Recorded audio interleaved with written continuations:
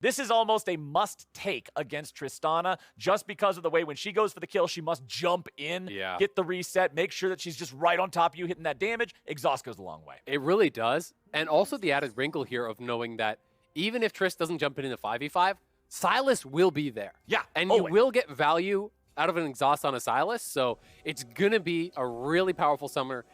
I always see exhaust as much more indexing towards the late game. And that is something that you have to keep in mind. You're not up against the Ignite, but this is really interesting. Cloud9 have not been going for level 1s at all, and they are 3 men top. They are walking this in. Is this a lane swap?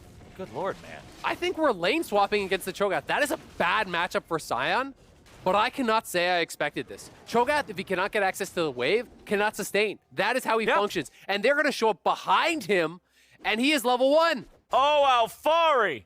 This is not where you want to be, buddy. What? Is this 5 games in a row? Ignite's been dropped. Vulcan's on the chase. Vulcan with a flash. Vulcan with a pulverize. Alfari knows that even if he flashes, it does not matter. 5 games in a row. It is Cloud9 with a top lane first blood. I have got to talk about this Sion start. He started Ruby Crystal so he could have the execute without the Doran shield and start his own side. They're going into a split map situation, but they took 3 quadrants. This is the most 500 IQ, level 1 I have ever seen. Invade, taken away, first blood the Cho'Gath. Your zombie Sion is lane swapping, takes away 2 camps from that side. Blabber retreats to the top side. All those camps are still there. That is such a big deal. Even his wolves are still up. And look at what top lane looks like. Now Alfari has to flash here in the 1v2. And here's the thing that makes this the most impressive to me. Remember that it was Cloud9 who was down 2-1. They didn't deploy this against match point in game 4. And it's situational, right? It had to fit. And it works because it is against the Cho'Gath. And if you want to try to punish the Sion, you go bot, you say, all right, let's dive the Sion. He goes zombie form, he picks up the CS, he TPs back. Cho'Gath can be punished in a way that Sion cannot.